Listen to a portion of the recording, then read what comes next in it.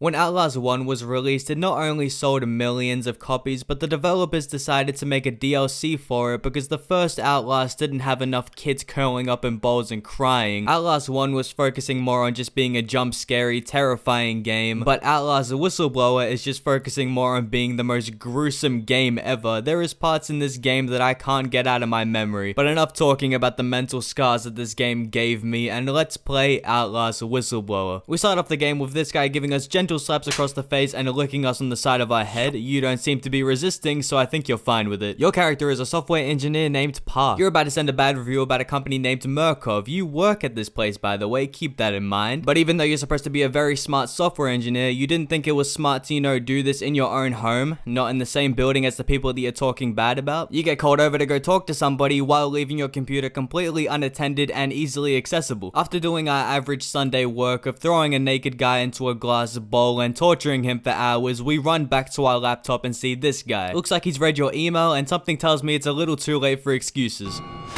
He explains in a very smart way that you're an absolute dumbass and thinks the only way for us to forget about this is blunt force trauma to the head. Flashback to the present, and we're currently strapped down staring at a wall, and from the screams of pain, I think it's safe to assume that he's not having a fun time. Looks like they decided to let you free, but all of your hope of actually leaving this place quickly leaves after you see this ghost throw this guy around like he's a dog toy. And it also looks like there's been a change in management. If being trapped in a mental asylum wasn't bad enough, we now have a very angry ghost buddy on top of that. Most of the inmates in the asylum don't do anything, but it's probably safer to stay 10 feet away from them. We overhear a conversation between these two talking about finding a radio and alerting the National Guard. So of course we go to do it ourselves because they're nameless characters that nobody cares about, so of course they're not going to get very far. And also because what could possibly go wrong? Please, just push the button, open the door, we can get out of here together. Alright, what's the harm in that? So we walk into the fart chamber. Don't worry about him, he's just very tired. While on your adventures around the asylum, you can find various of these documents. You're always free to read it and figure out more about the game, or you can be like most people who bought this game and just, not read it. We then come across this guy. It's probably best to just leave him. I mean, I don't think we're gonna see him anytime soon. We see this door that's locked with handcuffs. I'm not... Oh, whatever, it's a game. So we of course go find the keys to unlock the handcuffs. Well, it's crazy seeing you here. How's your day been? I grab the handcuff keys and run all the way back to the door. Okay, he's gone. Nope, definitely not gone. We easily get away from the cannibal guy by simply jumping and climbing. For someone who can easily run with a chainsaw, I'm surprised you can't just jump. Oh, this place looks like it would be very good for cooking people. He then throws us into the pizza cooker. I heard he likes his humans well done, but any type of contact with fire probably would hurt, so you break out of there. Well, that definitely sucked. Let's hope we don't run into him ever again.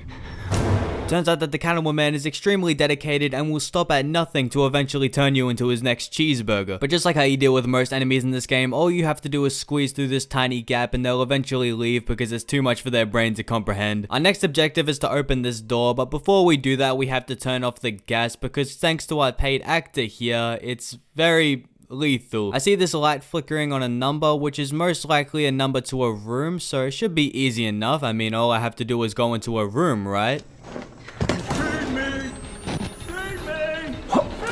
After spending about 20 minutes playing Ring Around the Rosie with the Cannibal Man because this game leaves their entries in the most inconvenient places ever, I finally turn off the gas. Finally making it into the fart chamber, it looks like the Cannibal Man is not too happy.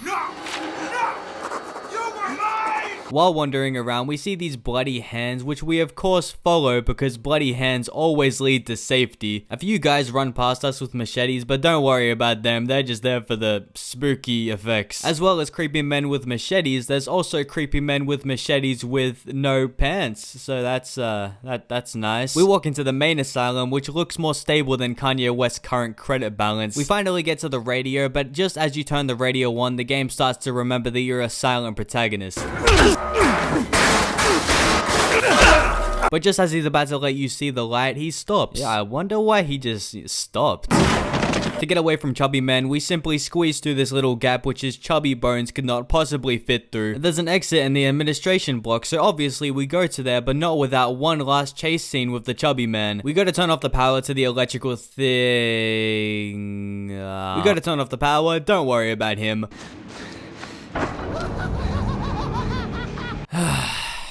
We gotta turn off the power again. Looks like the guy's gone. Well, that's good. Looks like he wants to jump across like it's dying light. I mean, if you think you can do it. Well, he in fact did not do it. Somebody here just needs to eat less food. I'm not gonna say who, but they just happen to fall 9 stories. Somehow, I am more scared running into these almost completely harmless guys than the cannibal with a chainsaw. This next part I would love to show, but I don't really think I would even want to show my worst enemy what I've just witnessed. Die. And I think I found the culprit. It looks like he took his Two-Face cosplay a little too seriously. Thank God that this guy just walks and doesn't run, because otherwise this part would be a lot more difficult than it already is. If you make it out of here alive and this somehow isn't an immediate reminder for you to eat less food. Rather die than be with me and die. This part would have been a lot more terrifying if the elevator wasn't so goddamn slow. Oh no, don't crush me. In 15 minutes. Oh well, if I hide in this locker, nobody can find me. Oh, but it turns out the nice guy just wants to turn you into his wife. How do I answer that without getting in trouble? And thinks before turning you into his wife, he's gonna... Yeah, I cannot say that joke. We wake up 12 hours later to something that I cannot show, but the best way I can explain it is, he gave them an extra hole. Once again, another thing that I cannot show. I'm not even going to explain this one. You can just use your imagination. This guy comes to save the day, leaving your pool noodle to survive for another day. And just as we're about to make our big escape... Darling, come back to me. But while running, you see an open window, and without any hesitation... I believe I can... Of course it does. When does any important door not need a key? While on our crippled adventures, we find the key. It's in this weird wedding place. I wonder who created it. And if it wasn't already obvious, staying 10 feet away from this guy would definitely be advised, because despite him being as agile as a beached whale, he is still incredibly lethal. But aside from that, all you have to do is climb up here, go to the door, and unlock it so you can finally escape. No, of course it wouldn't be that easy. And even though he was trying to turn you into his wife 5 minutes ago, he substituted to the death penalty. But just as you think you're about to get game ended, thanks to your enormous weight, you say f you to physics and do whatever the hell just happened. While escaping, you see these military guys. They would have been incredibly useful 12 hours ago. We see the boss man. It looks like he's very hurt and tells you to pick him up. I mean, you did almost choke me out before, but you know, it's good to be nice. And with that guy finally dealt with, we can finally leave this place, incredibly wounded. We get into this car, start it up, and drive the hell out of here. Yes, this video is incredibly short, but that's because this game is maximum 2 hours long and moves a lot faster than the main game. But despite this game and video being extremely short, this took a fair bit of time, so, you know...